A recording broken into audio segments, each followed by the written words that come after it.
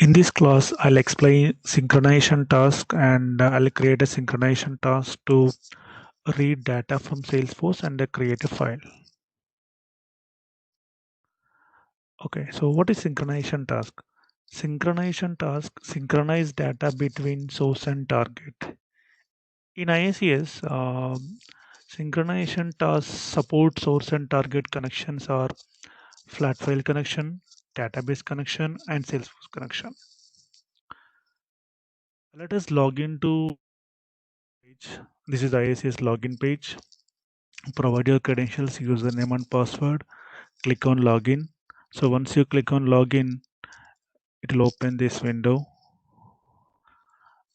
Here you can select data integration from my services. Click on data integration. So this page will open. In data integration, go to the new task. Click on new task. In task, click on synchronization task. Select synchronization. Create. In synchronization task wizard, we have 6 steps. In first definition step, provide task details, name. Let's say I'm processing account information from Salesforce. I'll keep the name as like synchronization account load. And task operations, we have a different operations. I'm selecting insert here. Click on next.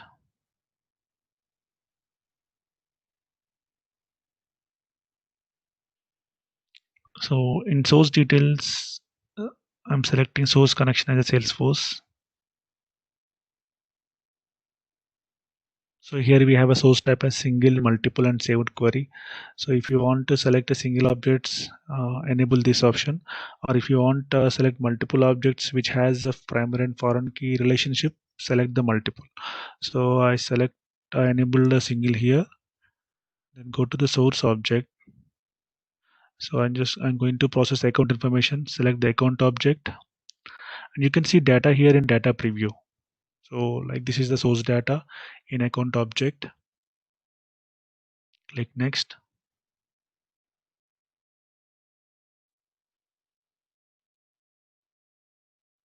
Okay. Now select the target details.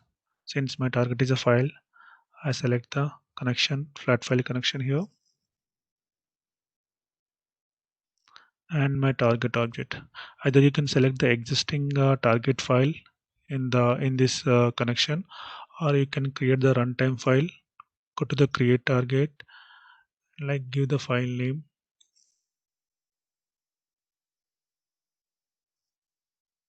Put sales. I'll put account test.csv. So here, like we can include or exclude the fields like source fields. If you want to process only few fields from source, so you can exclude other fields. Click OK.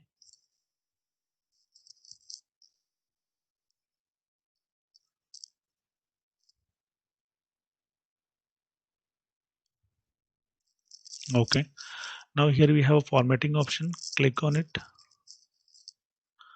So select the delimiter. Like we have a different delimiters here: comma, tab, colon, semicolon, and other. So I select comma here. Test qualifier, double quotes and single quotes. I select none. Click OK.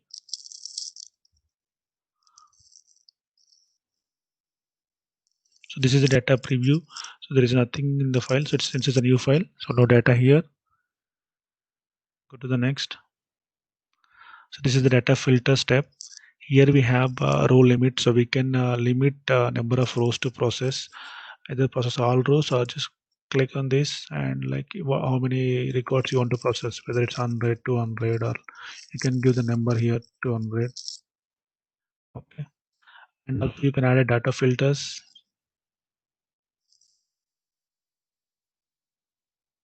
Select the object.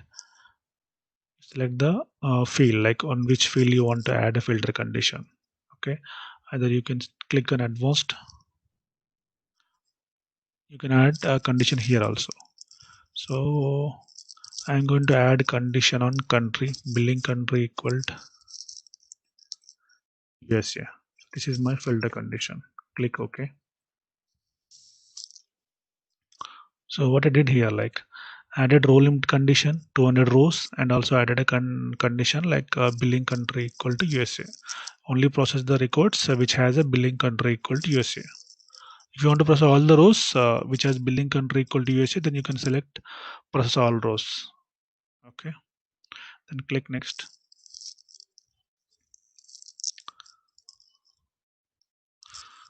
So this is a field mapping tab step. So there are all fields are mapped automatically. So you can clear the mapping. There are other options like auto match. In auto match, we have like exact field name and smart match. So I click on exact field name. You can see all fields got mapped here. Okay, and click on validate mapping.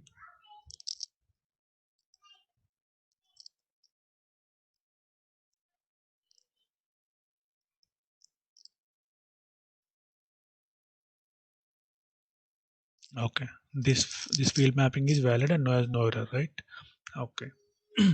Here in field mapping we have like we can add to other logic like expression logic. If you want to make any sum, or if you want to concatenate any fields, you can add this expression. Or if you want to look up on other table to get some column value, then you can use lookup here. I'll show you like how to use this expression. Let's say if I want to add some, let's say type, I'll click an expression here. So you can add your like whatever the value you want for a target field type. Let's say I'll add y. This is a hard-coded value. I hard-coded as a y. Click OK, validate and OK. So what I did for this type column, I hard-coded a value as a y. So for that, I use this expression logic. Okay, so you can clear this expression. Click this, and we can also add the lookup. Let me map again this account type here. Okay, okay. Let's say if I want to get, let me go down.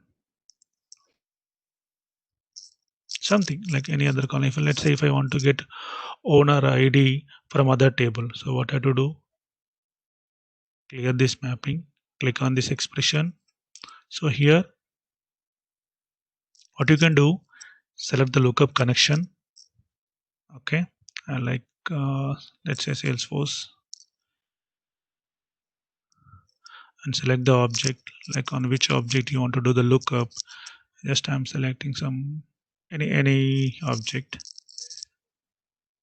Let's say from a contact tool I want to get the contact ID. So my source field, account ID, lookup field, account ID. So this is my lookup condition, and lookup return put.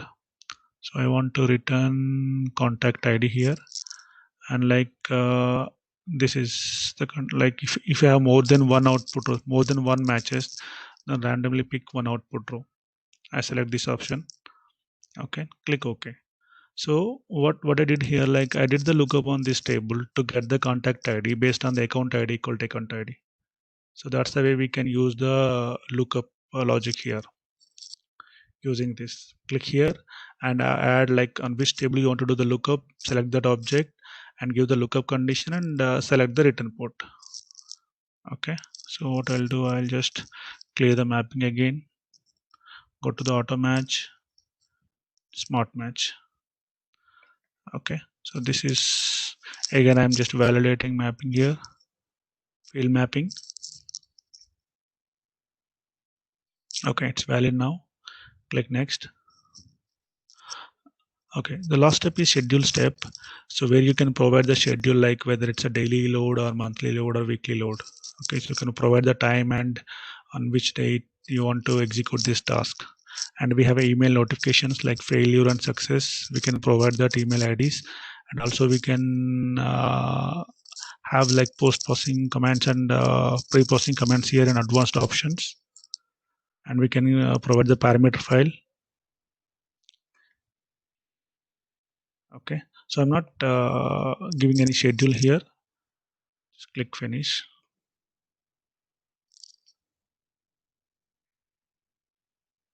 Okay, so now my synchronization asset saved successfully.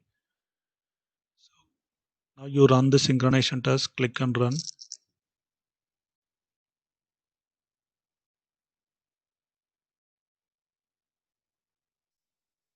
Okay, so you can view this job in my jobs. Click here, my jobs. See here, like status is queued.